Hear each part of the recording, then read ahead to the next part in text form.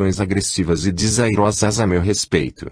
Haviam dito palavras gentis a Elvira, mas, por trás, denegriam minha honra em atitude francamente hostil e descaridosa. Afinal, não podia apresentar qualquer defesa.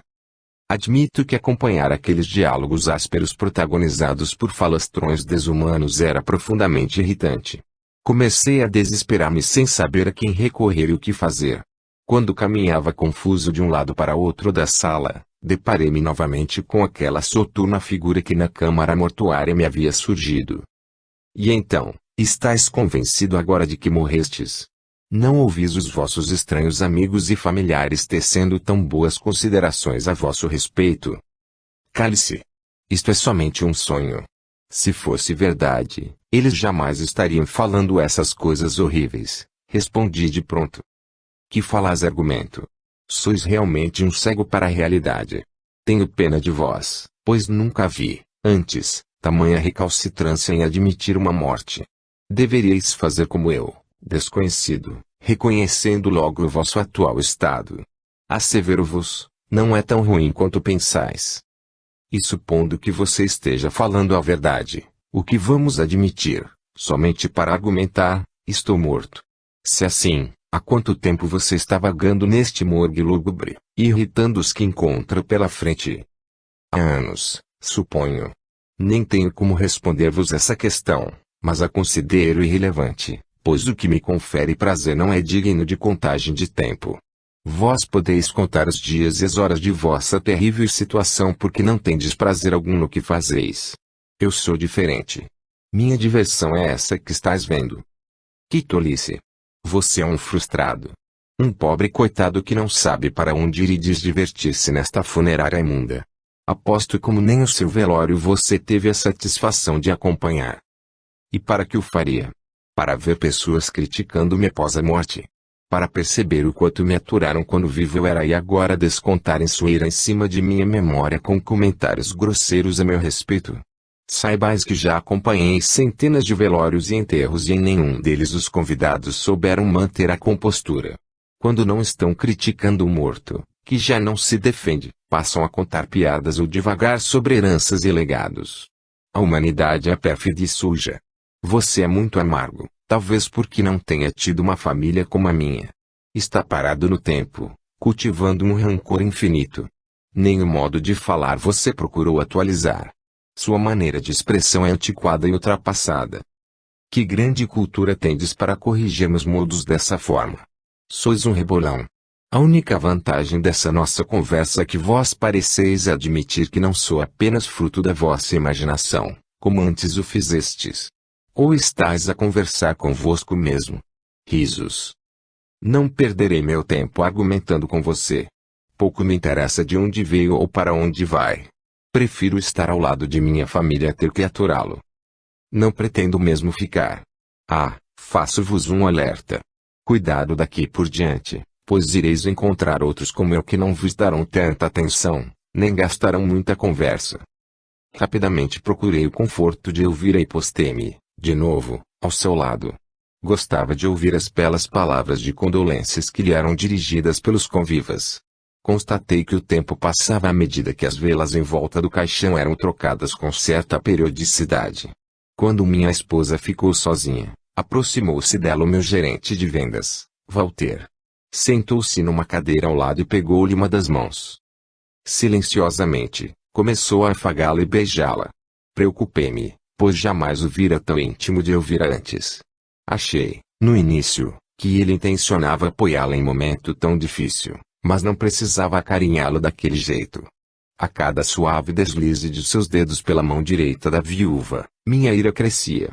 Porque ela não lhe sustava o afago, retirando-lhe a mão. E se meus filhos vissem aquela cena grotesca? Imaginei. Assim permaneceram por muito tempo, o que me fez duvidar da integridade de ambos. Estaria sendo enganado pelos dois? Suscitei.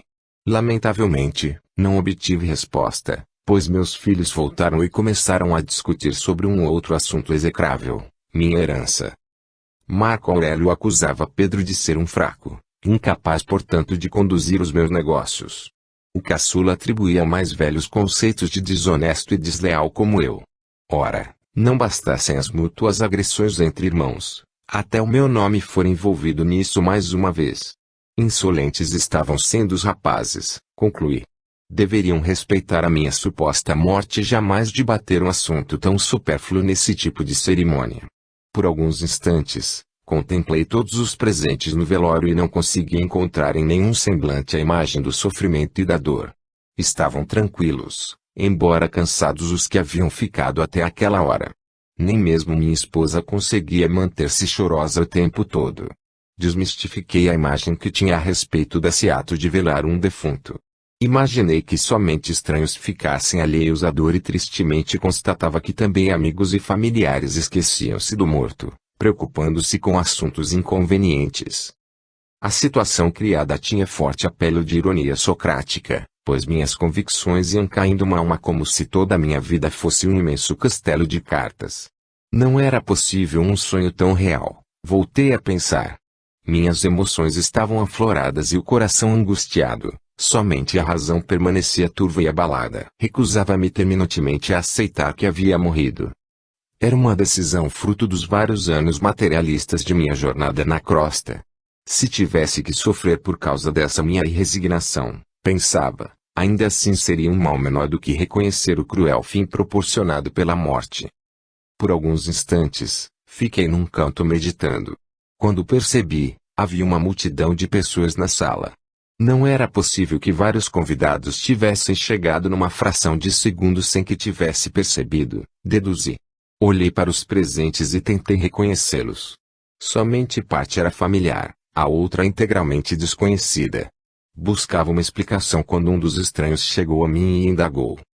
Você é parente desse morto? O que eu iria responder? Nada mais me era conclusivo e firme. Tente, assim, ser sincero. Pode-se dizer que sim. Afinal, é ou não? O que lhe importa saber? Redargui. Não banque o espertinho. Diga-me logo o que faz aqui, pois é a primeira vez que o encontro. Sou parente do morto, arrematei sem muita convicção. Então conte-nos alguma coisa engraçada ou bizarra a seu respeito. Como assim?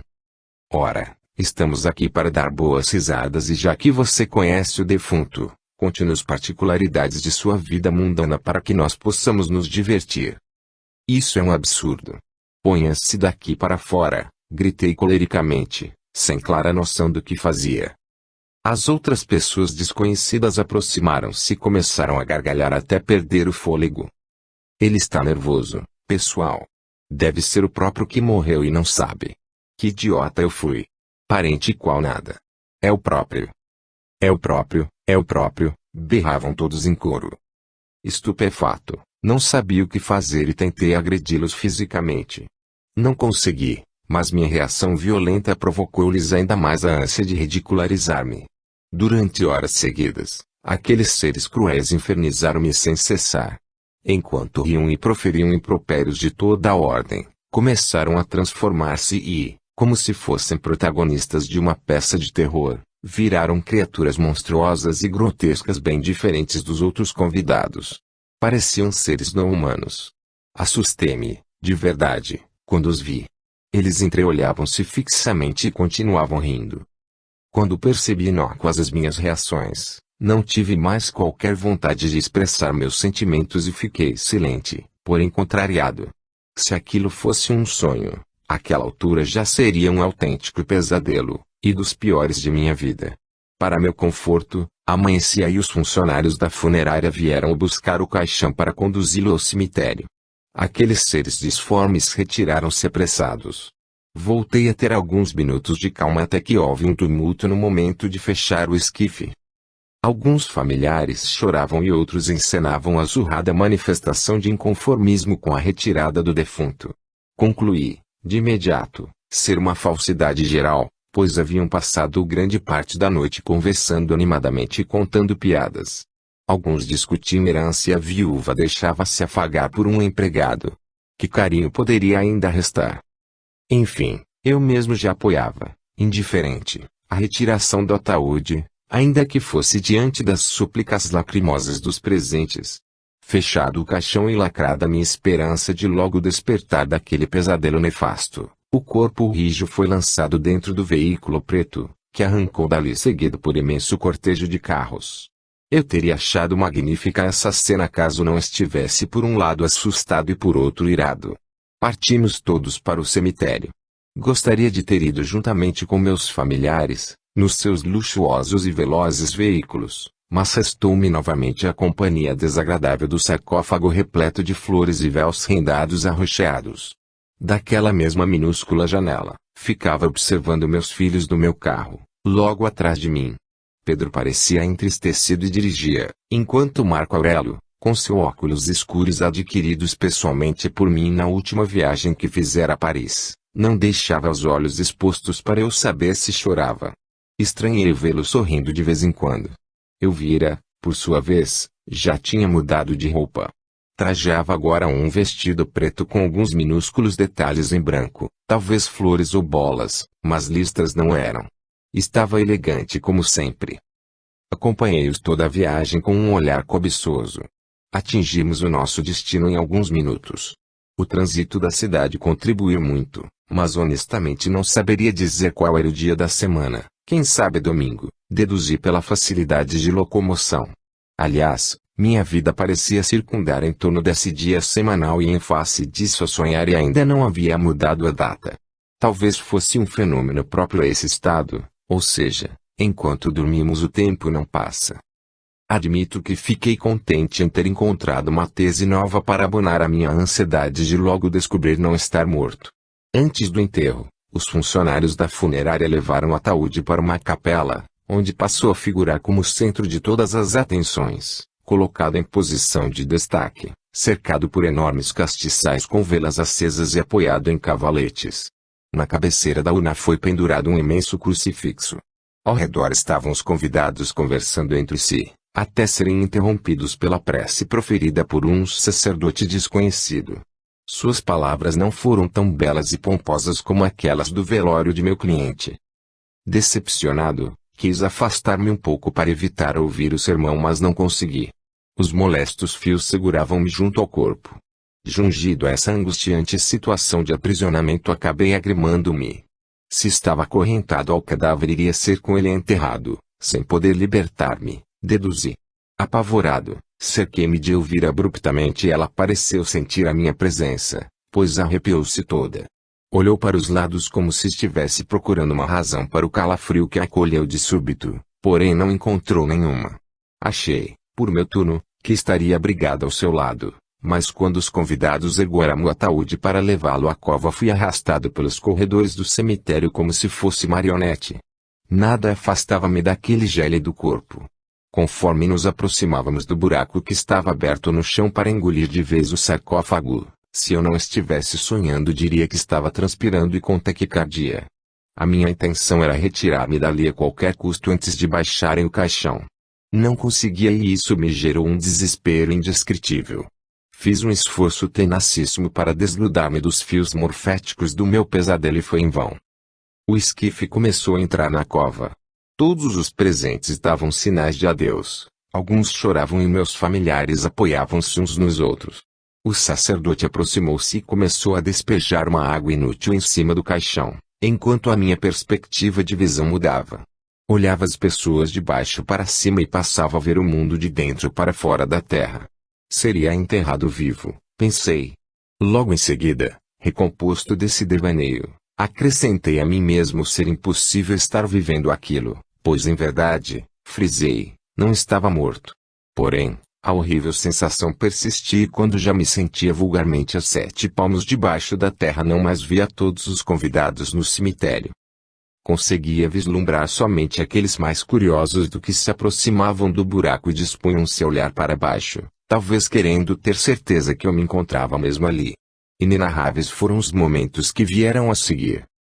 Sem que esperasse, o coveiro, rude e sem instrução, naquele cemitério, conforme pareceu-me, iniciou o soterramento. Fiquei alucinado e ferido em meus brios. Como um homem daquele poderia colocar um ponto final na existência de um empresário bem-sucedido e conceituado como eu? Indaguei-me, já zonzo como se estivesse tremulento. Sentia faltar-me horizonte, futuro, esperança. Como era duro ser subterrado daquela forma, refleti. Para quem ficava devia ser simplesmente um gesto derradeiro de despedida, mas para quem ia junto com o corpo era a pior das sensações. Completamente entibiado, cedi ao cansaço e prostrei-me. Não aguentava mais lutar contra os fios que me prendiam e fui compelido a acompanhar instante por instante o soterrar daquele cadáver. Como poderia descrever a minha impressão quando as últimas pás de terra foram lançadas sobre o esquife? Senti-me sozinho, isolado e profundamente amargurado. Todos me haviam lançado ao abandono. Eu vira sair de minha vista, provavelmente acompanhada por Walter, o gerente traidor.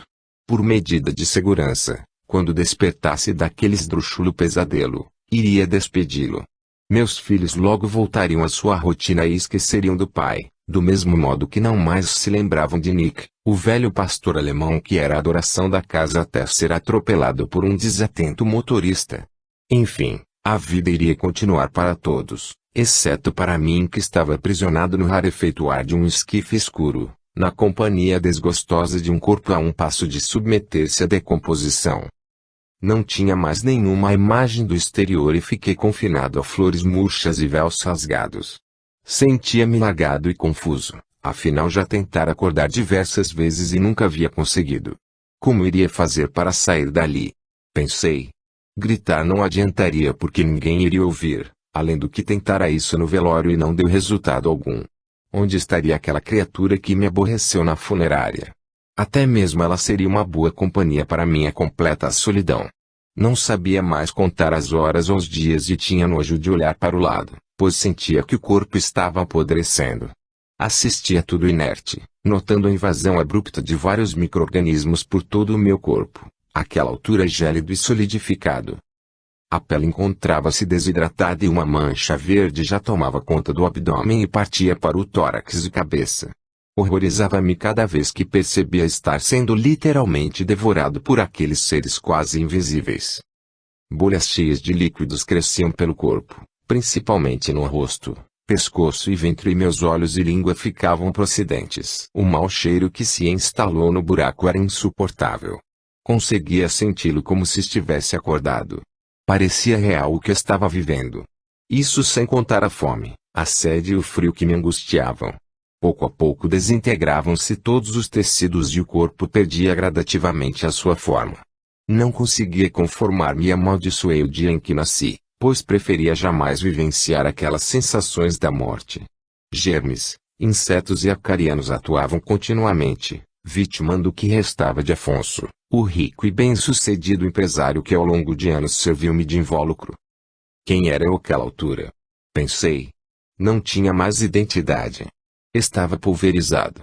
Desalentado, apoiava meu rosto sobre os joelhos e abraçava com os braços as pernas. Nota do autor espiritual: o narrador refere-se naturalmente ao seu corpo espiritual, já que o material estava em decomposição acentuada. Fiquei como um caramujo, enrolado, arredio, por muito tempo.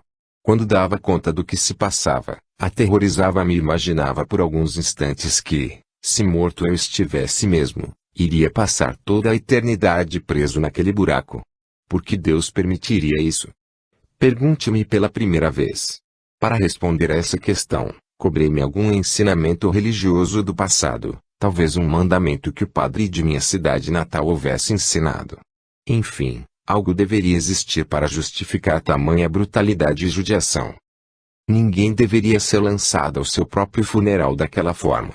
Se existisse algum amor divino, certamente não se coadunaria com tal situação. Entretanto, não ia muito longe em minhas divagações porque o ateísmo impedia-me. Nunca admitir a existência de Deus, nem mesmo da vida após a morte. Aliás, nem mesmo a ideia de morrer tão cedo passara-me pela cabeça. Fui estúpido, argumentei. Deveria ter me preparado para a morte, que é inevitável. E, por cautela, poderia ter lido algum livro com teses espiritualistas para saber como sair de situações como aquela que vivenciava caso fosse verdadeira a proposição de que a vida depois da morte. Mortificava-me o pensamento de que poderia ter, de fato, morrido e estava apodrecendo ali ao lado do meu corpo. Se assim fosse, Iria acompanhar momento a momento o longo processo de putrefação e quando virasse pó até mesmo aquele malíssimo objetivo de decomposição estaria perdido. O que iria fazer então? Quando já não fosse mais que pó, engolido pelas entranhas da terra, como passaria os meus dias? Insisti em questionar. Ironicamente, lembrei-me de ocasiões passadas quando desprezei belos momentos de minha existência procurando emoção e aventura. De vez em quando, eu vira e as crianças propunham-me um passeio simples no parque, por exemplo, e eu dizia que tinha mais o que fazer e não perderia tempo com algo tão inútil e desinteressante. Inúmeras outras vezes fiz mesma coisa e rejeitei tudo que se considerava pacato e comum. Sentia, quando estava enterrado sem luz, ar e vida ao meu lado, o quanto fora feliz e jamais dera valor ao que me era proporcionado. Tinha uma família querida, um bom trabalho e a possibilidade de passear em um parque, vendo flores e tendo o céu azul sobre minha cabeça. Até mesmo a claridade solar seria um prêmio para mim, que me encontrava arremessado às trevas. Se pudesse voltar no tempo, simplifiquei, modificaria o ritmo da minha existência e implementaria outro, bem diverso, que fosse mais simples, tranquilo e apegado aos valores inerentes à natureza humana. Nada de aventuras extraconjugais ou viagens longas, coisa alguma de artificialismos que serem para enrijecer o caráter dos homens. Como era fácil pensar em mudar de vida quando estava enterrado e submerso em solidão e desespero, concluí. Porque não tive esses pensamentos quando estava vivo? Completei. Pela primeira vez, cedi e aceitei a ideia de que, afinal, poderia estar morto. Era melhor assim. Se estivesse apenas sonhando e despertasse seria um momento de rara felicidade, porém se não mais voltasse à vida material, precisava acostumar-me com a ideia. Naquele buraco, preso e paralisado, nem mesmo louco ser me ia permitido ficar. Minhas consciência e memória não foram alteradas e eram os únicos bens que me restavam. Conseguia raciocinar e colher recordações e comecei a dar valor às pequenas coisas que ainda possuía. Fragmentei o meu sentimento em duas partes, rancor e resignação. Aparentemente inconciliáveis, o meu estado de miserabilidade espiritual era tamanho que conseguia espaço para cultivá-los. Guardava um amargo ressentimento dos instantes que estava sendo obrigado a vivenciar, mas começava a sorvar em meus rígidos princípios materialistas e buscava conformar-me com o fato de estar, quem sabe, morto. Quando Elvira disse que se casaria comigo, senti um ligeiro aperto no coração e felicitei-me por ter alcançado mais uma conquista em minha jornada. Saíra de uma pobreza vergonhosa e começara a ingressar em outro patamar de minha vida. Casando-me, meu sogro havia prometido investir uma razoável quantia em dinheiro no negócio que eu estava montando. Não era muito, porém o suficiente para fornecer-me combustível para decolar em minhas aptidões. Eu era excelente comerciante e só me faltava capital. Conquistando Elvira, moça de classe média, sem nenhum encanto especial, mas que tinha um gênio afável e compreensivo, levei comigo para o altar um considerável aumento em minha conta bancária. Achava que o casamento servia justamente para isso. Se fui rejeitado por Júlia, jovem de berço nobre e rica, aceitei submisso os ditames do destino, prometendo-me, no entanto, uma rápida ascensão social. Esse progresso não se destinava à conquista da ativa moça que não me quis, mas somente para ter o prazer de, como pai, refutar candidatos inadequados, no futuro, à mão de alguma filha minha. Talvez fosse um recalque mal resolvido, mas tudo que nos ocorre de errado acabamos descontando nos outros um dia. Sempre pensei desse modo e ao consorciar-me eu dei o primeiro passo para solidificar o meu intento. Não tive filha alguma, quem sabe porque algum pretendente fosse sofrer muito em minhas mãos. Renovado economicamente pela dádiva do sogro, aumentei minha empresa e senti-me fortalecido para enfrentar os obstáculos da vida, exceto morrer. Para isso realmente não me havia preparado. Jurei que só pensaria no assunto ao atingir os 80 anos, patamar que planejava atingir. Mas possivelmente não tenha dado tempo. Morrera sem saber e naquela cova úmida tinha que encontrar uma solução para o meu dilema. Quando se está em desesperadora situação, várias respostas anteriormente inadmissíveis para o ser passam a ser consideradas com atenção. Esse foi o meu processo de conscientização, pois imaginei que só sairia daquele buraco se pudesse libertar-me dos negros fios que me jungiam ao quase extinto cadáver. Percebi que eles pareciam desaparecer no momento em que eu admitia estar, de fato, morto. Quando negava, eles enrijeciam e a prisão continuava. Resolvi, então, tentar uma saída para o meu sofrimento. Concentrei-me com todas as forças e busquei convencer-me em definitivo que não mais pertencia ao mundo dos vivos. Foi difícil e doloroso, mas sem o corpo físico, àquela altura devorado por minúsculos seres da escuridão, tornou-se uma missão possível. Horas, dias, meses ou anos, não saberia especificar, transcorreram naquele processo de convencimento íntimo. Como era duro e complicado ser materialista, deduzi. Mas em algum momento senti que seria capaz de afastar-me daqueles despojos e tentei. Lentamente joguei-me para o lado e avancei sobre a terra. Empurrei com força visando desencavar-me. Pela primeira vez, senti-me flutuando e não mais encontrava as correntes que me ligavam ao esquife apodrecido. Subitamente, de um modo inexplicável, vi-me em cima do túmulo e não mais soturnamente enterrado. Tive a sensação de voltar a respirar, embora já estivesse convencido que isso não era possível a um morto. No máximo, seria um semivivo ou semimorto, não sei bem. O fato é que havia conseguido deixar o buraco e estava de volta ao mundo exterior. Era noite e o cemitério estava escuro como um breu. Ainda assim o alento invadiu meu âmago e qualquer coisa seria melhor que a total escuridão da cova. Conseguia deslocar-me de um lado para outro e tentei várias vezes caminhar pelas alamedas daquela comunidade solitária. Os mausoléus eram imponentes e belíssimos. Havia estátuas de mármore e flores caras murchando em vasos de porcelana.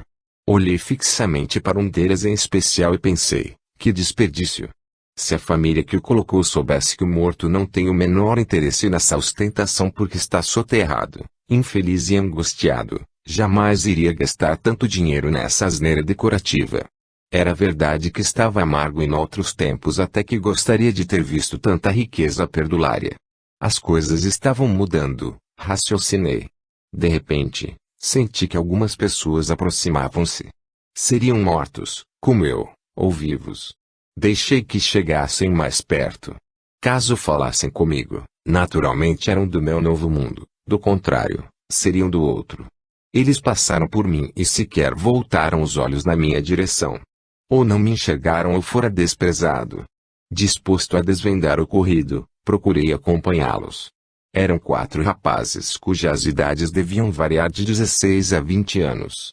Eles agacharam perto de um sepulcro pomposo e quebraram a corrente que protegia a porta de entrada. Concluí estarem vivos, pois conseguiam tocar nas coisas com eficácia. Segui-os. Dentro do mausoléu, reviravam tudo à procura de bens valiosos, o que me fez deduzir serem ladrões. Era impressionante a sensação de vê-los furtando na minha frente porque não conseguia esboçar qualquer reação, estava impassível. Em outros tempos, talvez a cólera me fizesse avançar sobre eles tentando deter-lhes ação criminosa. Mas estava mazelento e pouco me importava o que faziam. O sofrimento que tive naquela cova horrível era incomparável a qualquer outra dor, argumentei. Se resolvessem subtrair o cemitério inteiro, eu só ficaria mais feliz por livrar-me daquela desagradável visão de túmulos e sarcófagos. Deixei-os ocupados nos seus afazeres e saí de perto. Para onde iria? Refleti. Já que podia locomover-me, resolvi andar pela cidade e, quem sabe, procurar minha família. O cemitério da Consolação era grande e ficava quase no centro de São Paulo. Chegando à rua, olhei os carros passando e senti um aperto no coração. Nunca mais iria dirigir um automóvel. Essa foi a pior imagem que poderia ter tido. Afinal, depois de tanto sofrer aprisionado ao meu extinto corpo físico, o que importava conduzir um veículo naquele trânsito caótico? Mas o ideal materialista de vida arrebatara-me por longos anos e seria difícil, de uma hora para outra, perdê-lo. Fui caminhando em direção ao Jardim Paulistano, onde morava. Subi até a Avenida Paulista e depois acompanhei o curso da Avenida Rebouças. No trajeto, lembrava-me como fizera questão absoluta de residir naquele bairro tradicional da capital paulistana. Dissera a Elvira, nossos filhos precisam ter o melhor. Vamos morar onde estão as famílias aristocratas de nossa cidade. Na realidade, começava a admitir que a vontade de igualar-me aos ricos era muito mais interesse egoístico meu do que um favor aos meus filhos. Pedro nunca ligou para isso e Marco Aurélio, tendo dinheiro no bolso, estava sempre feliz.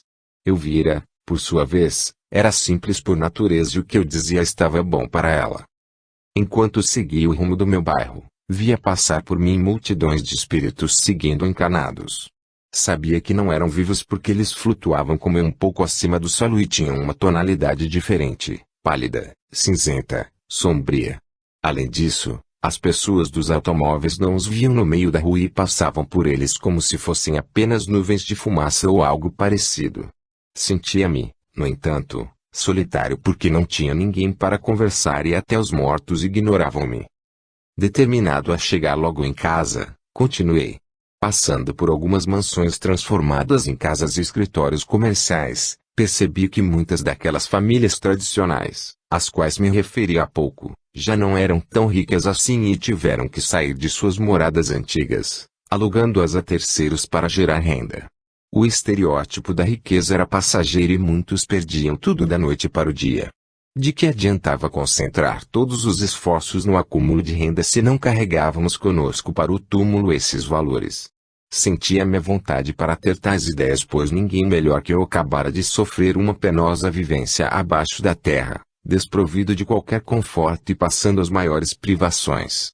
Tive fome, sede, sono e frio, sensações que me marcaram indelevelmente. Nada disso pôde ser saciado, apesar de ter morrido deixando fortuna. Onde estava, predominavam outros tipos de valores, talvez os espirituais. Justamente os que eu não cultivava. Para sair dali, fui obrigado a admitir que estava morto e enquanto não cedi a minha estreita teimosia nada consegui. Chegava à esquina da Avenida Brasil quando vi um motorista perder o controle do seu veículo, que vinha em alta velocidade pela via pública, atravessar o canteiro central e bater frontalmente num poste. O condutor, ante o violento impacto, foi arremessado longe, varando o para-brisa do carro e estatelando-se no chão. Parecia ser um rapazote de não mais que 18 anos. Ele sangrava por todos os poros e contorcia-se de dor, mas provavelmente estava quase inconsciente. Eram 4 horas da madrugada e ninguém parava para socorrê-lo. Pensei que pudesse ser um filho meu e entrei em pânico, embora soubesse nada poder fazer pois estava morto. Olhava para os lados e comecei a perceber uma turba de espíritos aproximando-se. Eles gargalhavam e cutucavam-se mutuamente apontando algum detalhe na agonia do jovem. Fiquei irritado com tamanha barbaridade, em especial pela indiferença e falta de humanidade daqueles seres que se arrastavam como eu pelas trevas da metrópole. Finalmente, para meu consolo, aproximou-se do lugar uma viatura policial. Os guardas desceram e de imediato tentaram socorrer o ferido. Inútil, pois ele já estava morto. Tinha certeza disso porque o vira assustado ingressando no mundo espiritual, sem muita noção do que lhe acontecia. Tentei chegar mais perto para dar-lhe algumas orientações e não consegui. Aquelas criaturas endemoniadas juntaram-se em volta do rapaz e em pouco tempo sumiram dali carregando consigo. Fiquei perplexo, ao mesmo tempo em que ouvi um policial dizer a outro que o motorista estava completamente embriagado. Teria-lhe cometido suicídio? Ou fora somente imprudente? Não soube responder a essa minha dúvida, mas o certo é que o moço saiu dali rapidamente antes que eu pudesse dizer-lhe qualquer coisa. Porque fora levado por aqueles espíritos, diferentemente do que acontecera comigo. Imaginei. Sem resposta, continuei minha viagem. Contornei pela Avenida Brigadeiro Faria Lima e ia entrar na Alameda Gabriel Monteiro da Silva quando vi um carro esporte, muito bonito, provavelmente importado, levando um casal. A moça era jovem e bem vestida. Tinha um cabelo louro que esvoaçava loucamente pela força do vento que invadia o automóvel, deixando o rapaz cada vez mais admirado por tanta beleza e sensualidade. Estranhei, entretanto, quando percebi a presença de uma outra figura entre eles. Não conseguia distinguir quem era e, por sorte, o semáforo fechou. Parado, aproximei-me. O moço fazia propostas à sua acompanhante e, àquela hora da noite, naturalmente não eram das melhores. Enquanto ela pensava, a criatura que ao seu lado esguia parecia mucitar em seus ouvidos, incitando-o a aceitar. Finalmente, O semáforo tornou-se favorável e achei que o carro iria embora, mas o rapaz disse que dali não sairia até ouvir a resposta. A jovem orgulhou-se dessa demonstração de força e apressou-se em suas reflexões. Outra vez, aquele espírito murmurou-lhe alguma coisa. Ela então aceitou o que o jovem lhe propusera e o veículo arrancou violentamente. Fiquei alguns momentos pensativo. Quem havia, afinal, decidido, a moça ou a criatura? Poderia haver tanta intromissão dos mortos na vida dos vivos? Perguntei-me, sem condições de obter resposta mais uma vez. Que mundo bizarro, repleto de mistérios, que misturava ficção com realidade, exclamei. Na minha concepção momentânea, eu era uma personagem fictícia na terra dos vivos. Quando cheguei em minha residência, amanhecia. Entrei pelo portão principal, aliás varei por ele. No quintal, o único a perceber minha presença foi o cão de guarda, um Doberman comprado para substituir o velho Nick. Ele latiu sem parar e não tinha perfeita noção de quem ali estava, nem mesmo o lugar exato onde me encontrava, pois rodou em volta da piscina 3 ou 4 vezes irritado, como se estivesse procurando meu rastro. Senti-me um larápio, um verdadeiro invasor, não obstante fosse a minha casa. Pouco depois, estava na sala apreciando os meus valiosos quadros e minhas peças de arte. Eram todos lindos e caros. Estavam intocados, no mesmo lugar em que os deixara. Elvira, minha querida esposa, iria conservá-los ali para sempre, imaginei. Sentei-me em minha poltrona predileta e simulei estar vivo, fingindo segurar o meu charuto cubano e baforar uma fumaça fétida que a todos incomodava, exceto a mim. Quase me acostumava com a ideia de estar, de fato, fumando no living, quando o telefone tocou e inseriu-me novamente na realidade. Quem seria aquela hora da manhã? Pensei. 2 toques foram suficientes para alguém atendê-lo. Era estranha a situação, pois quando eu estava presente demoravam minutos para alguém dignar-se a pegar o fone. Fui rapidamente verificar quem havia atendido e invadi os quartos com pressa, passando de um para outro, até encontrar Elvira. Sentava à beira da cama conversando ao telefone. Ela estava linda e mudada. Imaginei encontrá-la soturna e chorosa e ao invés disso vi uma mulher elegante e vivaz que não parecia ser uma viúva sofrida. Naquele instante, tive a curiosidade de saber quanto tempo havia passado desde a minha morte, mas o meu referencial estava prejudicado pois não sabia qual era a data do meu falecimento. Fui ao calendário mesmo assim e constatei que, aproximadamente, fiquei 5 anos afastado. Desde o momento que me lembro de ter ido pela última vez ao escritório, talvez na véspera da minha morte, até aquela data 5 longos anos tinham passado. Essa era a razão pela qual não encontrei Elvira abalada e saudosa. Conformei-me um pouco e aproximei-me dela. Fiquei bem próximo e tentei ouvir quem estava do outro lado da linha. Aterrorizado, constatei ser Walter, o mesmo atrevido que lhe segurara a mão ainda no meu velório. Seria insuportável aceitar que meu gerente tivesse conquistado a minha mulher. Aquele sentimento de raiva, despeito e ódio invadiu minha alma e entrei em colapso. Gritei desesperadamente para fazer-me ouvir e arremessei-me contra os objetos do quarto disposto a chamar a atenção. Em vão. Ela continuou a sua conversa amorosa e nem percebeu que eu estava presente. Que bobice, deduzi. Estava morto e já não pertencia ao seu mundo. Resolvi sair dali e pararejar o pensamento. Procurei os meus filhos. Marco Aurélio não estava, pois morava em outra casa com minha nora, mas Pedro devia estar dormindo com certeza. Chegando a seu quarto, cautelosamente ingressei e percebi que ele realmente estava deitado em sono profundo. Sentei-me numa cadeira do canto e fiquei observando o rapaz. Concentrado, comecei a perceber que delicados fios dourados saíam de algum lugar do seu peito e da cabeça, estendendo-se para cima até desaparecer no teto do dormitório. O que seria aquilo? Perguntei-me. Não me atrevia, no entanto, a chegar mais perto. Continuei onde me encontrava, até que vi Pedro saindo do teto e dirigindo-se ao seu corpo que estava na cama. Teria ele morrido também? Sobressaltado, ergui-me e fui em sua direção. Antes que pudesse tocá-lo, ele voltou-se para mim e disse: Olá, papai, há muito tempo não o via. Como você está? Não me parece muito bem. Fiquei completamente sem fala. Não conseguia balbuciar uma única palavra e sentia meu coração despedaçando-se aos poucos. Pedro, então, tocou-me no ombro e continuou: não estou morto, apenas durmo.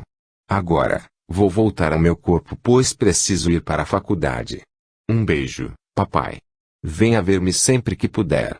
Terminada sua frase carinhosa, ele acomodou-se na cama e logo após o seu corpo manifestou sinais de que iria despertar. Que situação!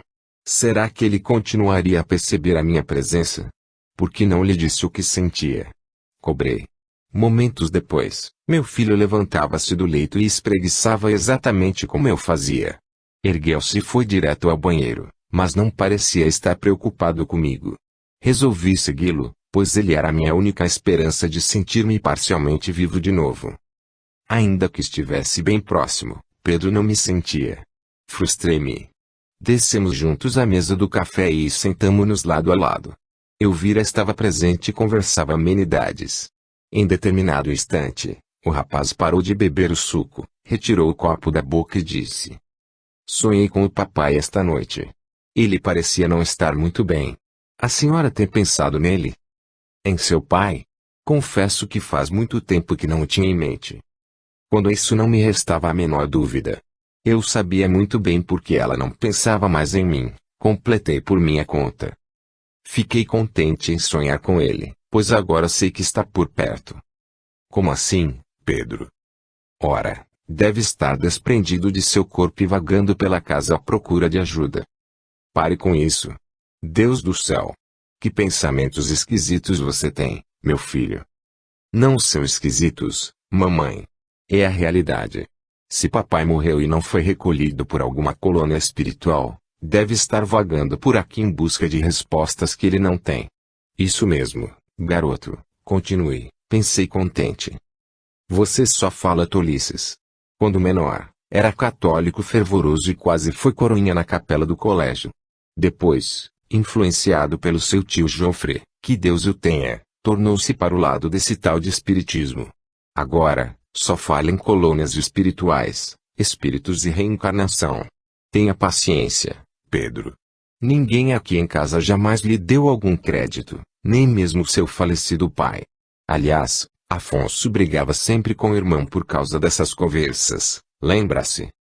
E provavelmente fora uma estupidez de minha parte, concebi. Sei disso. Mas não me impede de continuar acreditando em determinadas coisas que agora, a partir de meu amadurecimento e de minhas reflexões, julgo verdadeiras. Não impede. Há liberdade de crença neste país. Pense como quiser, mas não tente impor o seu pensamento a mim ou ao seu irmão. Seria inútil. Aliás, do mesmo modo que aconteceu com o papai. Ele nunca me ouviu. Por isso, deve estar sofrendo em algum lugar. Talvez precise de auxílio. Imagine o que quiser, Pedro. Mas poupe-me desse tipo de conversa durante as refeições. Tenho outra crença e a única coisa que gosto de fazer, de vez em quando, é ler a Bíblia. Está bem. Não tornarei a esse assunto. A senhora vai sair hoje à noite. Por quê? Preciso do carro. Vou à reunião. Ah, os seus encontros fantasmagóricos. Não são fantasmagóricos, mamãe. Deixe de implicância. Muito bem, pode usar o carro. Vá onde quiser, afinal você já está bem grandinho. Eu vou sair com Walter e devo retornar tarde.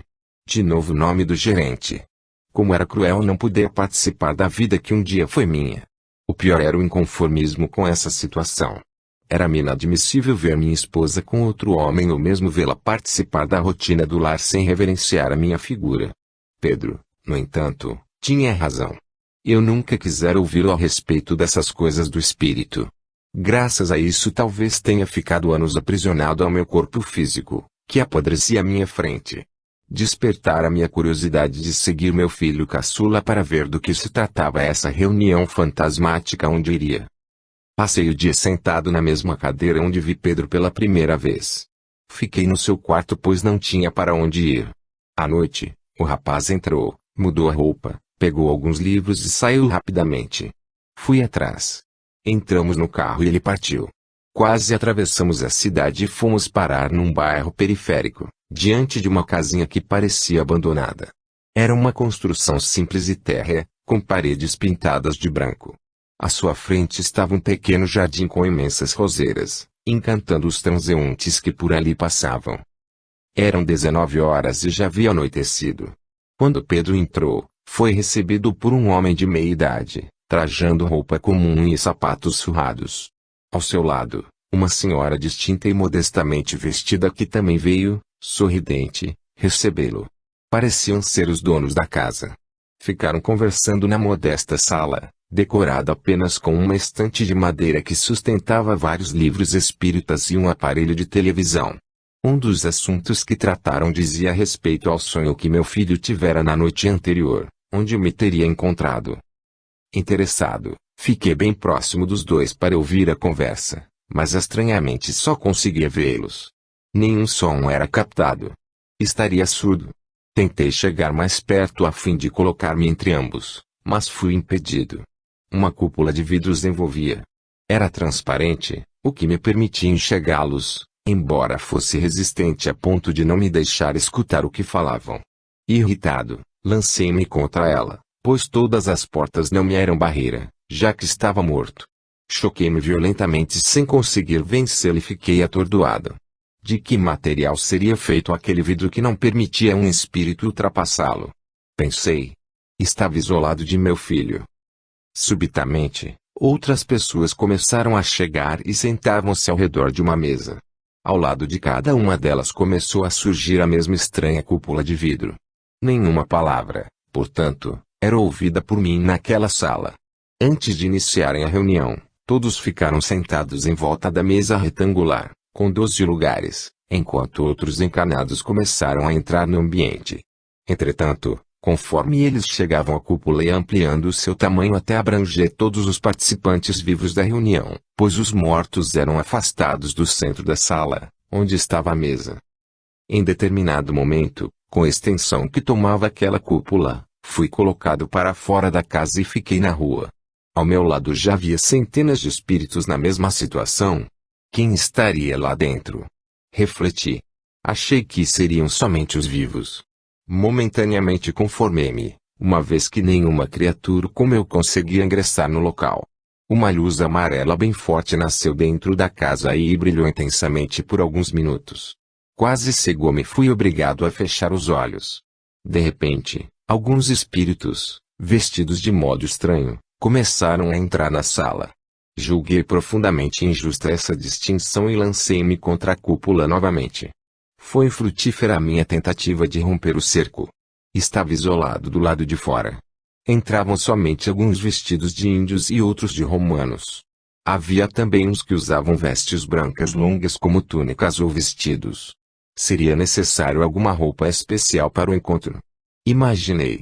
Talvez por isso não estivesse conseguindo entrar. Mas onde iria conseguir outra vestimenta? Resolvi aguardar, até que um espírito chegou perto de mim e disse: "Faz quanto tempo que você espera uma oportunidade de entrar?" Eu? Bem, cheguei junto com meu filho e de repente fui colocado para fora. Você sabe o que está acontecendo lá dentro? Seu filho participa das reuniões em que plano? Como assim? É vivo ou morto? Ora, obviamente ele é vivo, disse contrariado. Não é tão óbvio assim, porque você está vendo que outros entram na sala e são espíritos como nós. Está certo, desculpe-me. Estou um pouco irritado, porque não sei para onde ir e não gostaria de estar longe de Pedro. Pedro é o seu filho. É somente ele conseguiu ver-me depois que morri, por isso preciso dele para entender o que me acontece. Aliás, você é o primeiro que fala comigo desde há muitos anos. Chamo-me Plínio. Prazer em conhecê-lo. Afonso. Pois bem, Afonso, há quanto tempo você sabe que está morto? Há pouco. Passei muitos anos praticamente enterrado. Você me entende? Sim, já vi casos assim. Todos não são do mesmo modo. Não. Eu, por exemplo, desde o primeiro dia fiquei na minha casa e não arredei pé. Sabia que tinha acabado, mas mantive-me alerta. Ninguém podia chegar perto de minhas coisas que eu ficava descontrolado.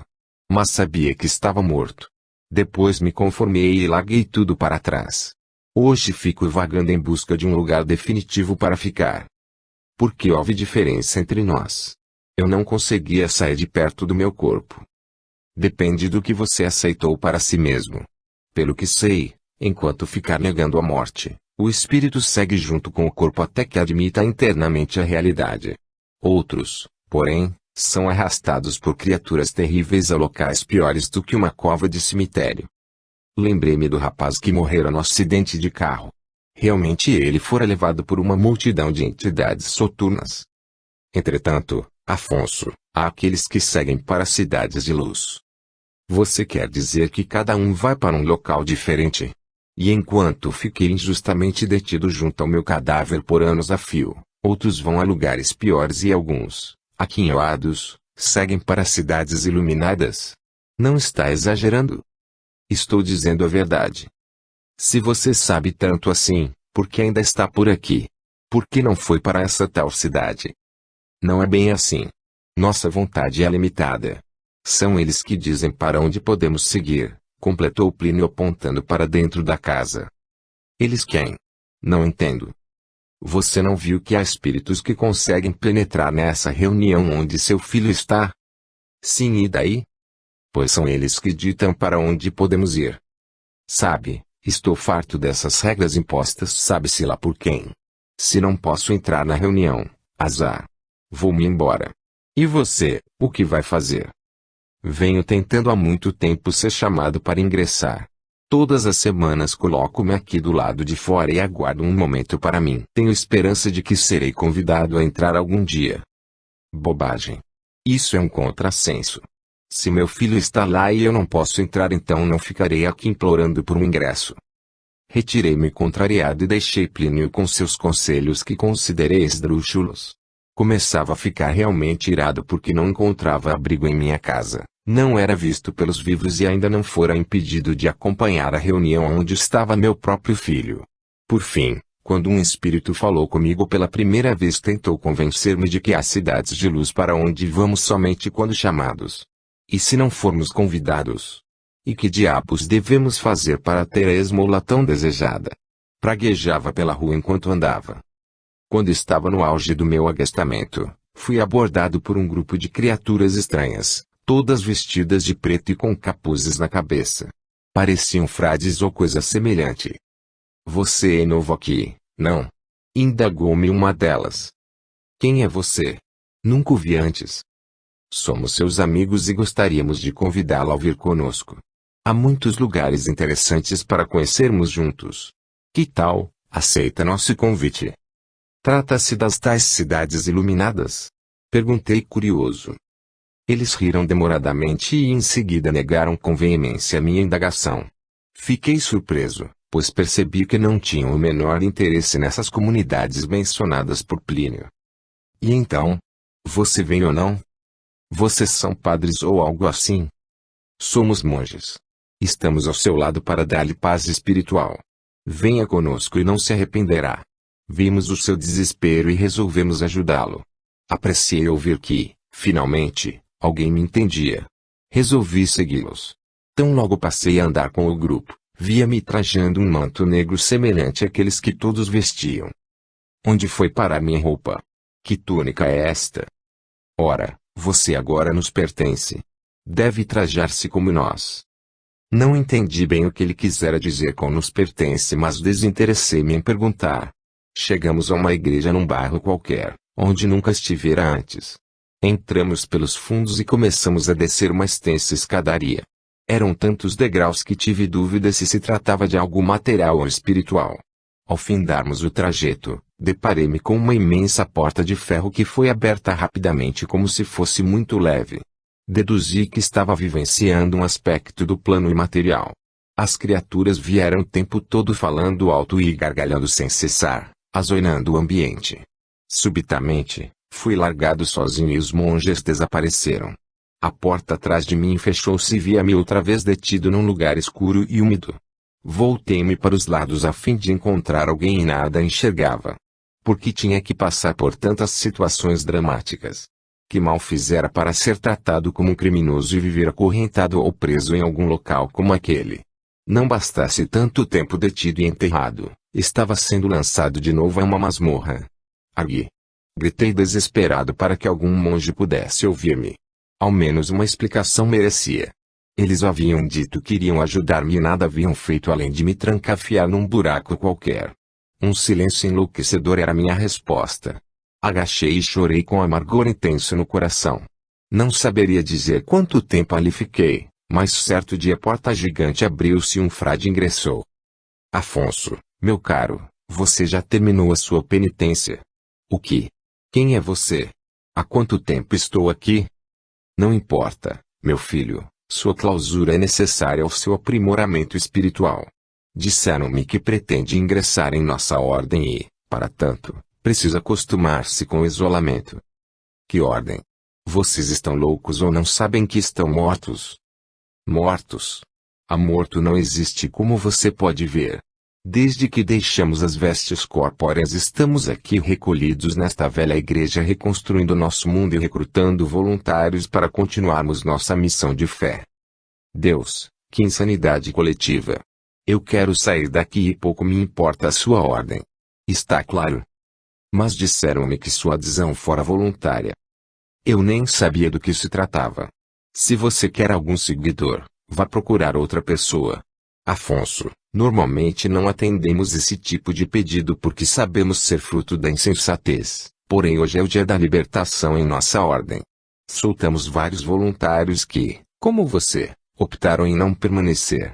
Se quiser, portanto, pode ir, mas tenha cuidado quando outra vez aderir ao nosso movimento.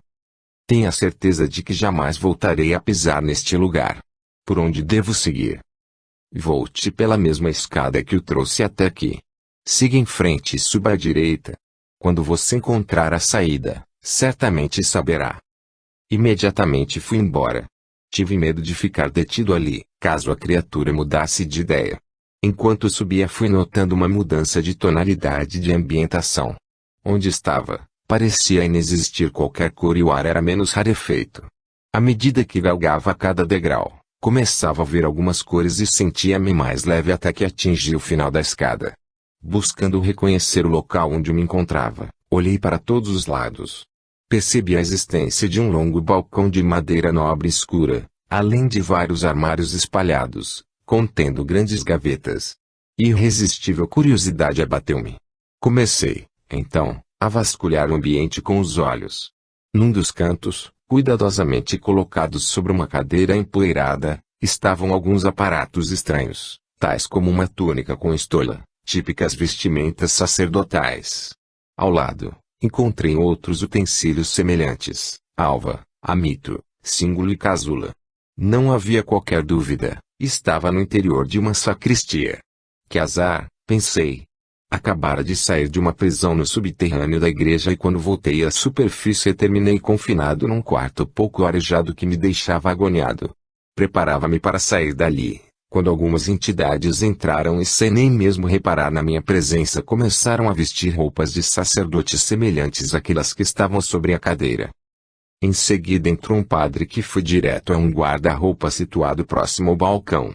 De lá retirou algumas capas pluviais, ricamente ornadas e normalmente utilizadas em casamentos ou outras cerimônias especiais.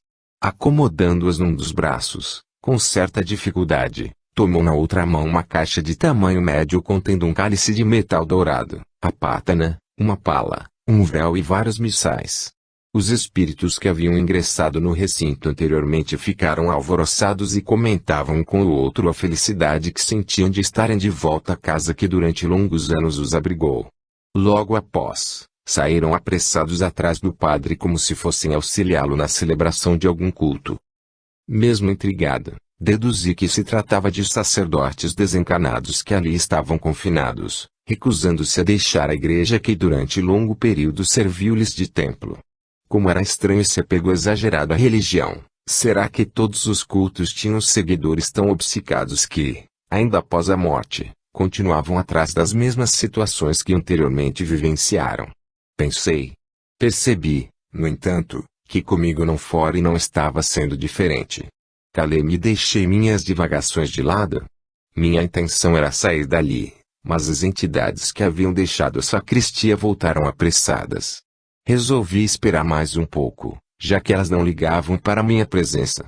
Segundos depois, voltou o mesmo padre que estivera ali e carregou para fora mais alguns aparatos, tais como hóstias, âmbulas, galhetas, castiçais e ostensórios. Novamente, os espíritos os seguiram de perto. Era impressionante, mas onde o encanado estavam também as criaturas desencanadas, que demonstravam estar contrariadas com o fato de terem deixado o mundo dos vivos, tal como eu quando ainda enterrado no cemitério junto ao meu